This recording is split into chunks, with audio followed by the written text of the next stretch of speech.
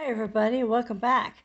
It's Shirley again, and I'm going to finish my story today, part 3. It would take a lot longer and a lot of pages to write the story as it needs to be given, but all the ins and outs. But I think I left off where I had breast cancer. I'm not sure.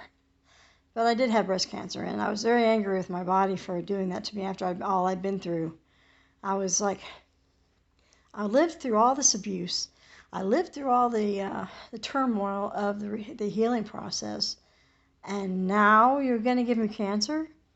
I was like, no, this can't be right. But it was. And I had my breast removed. And with it went a little bit of my identity as a woman, I would have to say. I know that's boobs don't make a woman, but it made me feel less of a woman anyway. I mean, anyone who's been through that knows what I'm talking about. You go through phases of feeling like you just aren't all there anymore. Between having a mental illness and having a woman breast, I feel sometimes like I'm less than a woman, like I'm less than a person, and that's not. I guess you can understand that if you've been through anything like similar. Um, just having DID makes me feel less of a person sometimes because I feel like I should have. There's so many things I could have done had I not been messing around with healing. But realistically, I know I'd probably be dead. If I had not got help when I did, I'd be dead. Um, but that doesn't make me feel any less angry. I don't look angry, but I feel angry at the men and the women who hurt me, who didn't care enough to step in or stop what they were doing. I mean, anger is real, and sometimes it eats me from the inside, but usually it doesn't bother me till I go to bed at night. I'm fine in the daytime. I don't have any problems with the daytime when I'm not thinking about things. I'm busy doing other things. When I go to bed at night, that's when I really can feel the echoes of the past coming back to haunt me. Used to be all the time, so I guess that's better, huh? But anyway, I had breast cancer.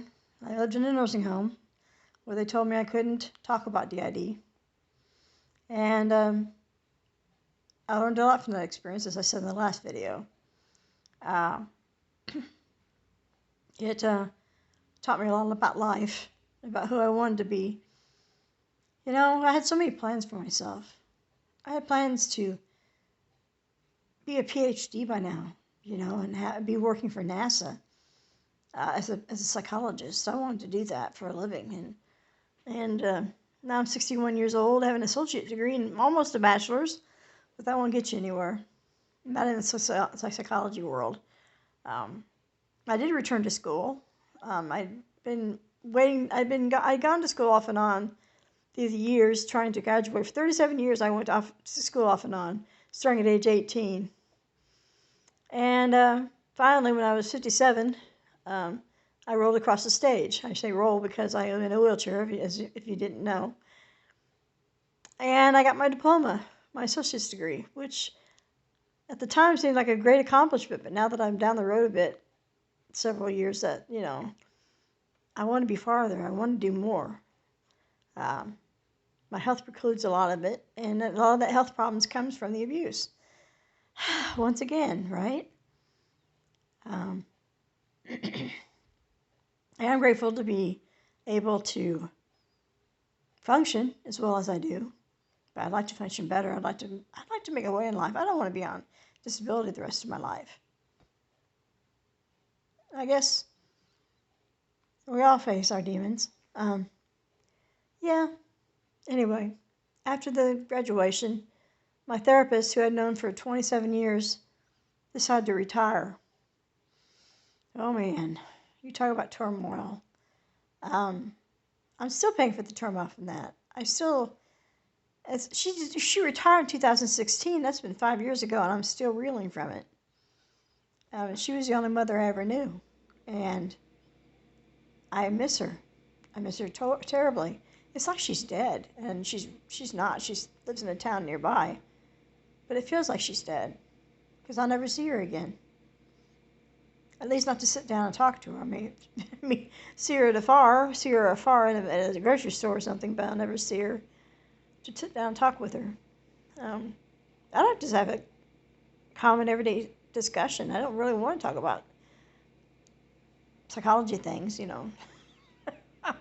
my treatment, as they say. But, I'm doing fairly well. I don't have flashbacks like I used to. I mean, I have flashbacks, but I've learned how to handle them and to expect them and to roll with the punches, I don't feel suicidal anymore. I can't say that honestly forever, but right now I do not feel suicidal. I don't intend to kill myself. We'll see what happens in the future, right?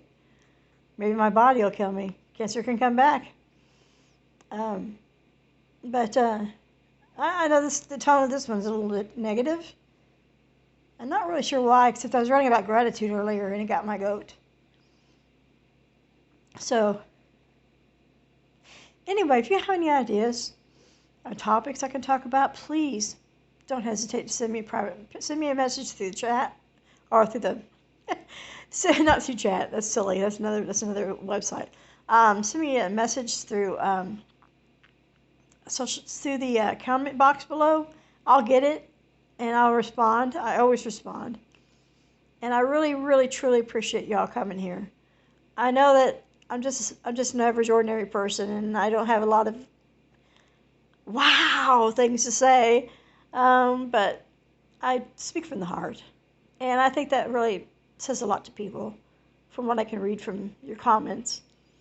And I hope you'll like and subscribe, and I hope that your life will be as peaceful as possible during this holiday season.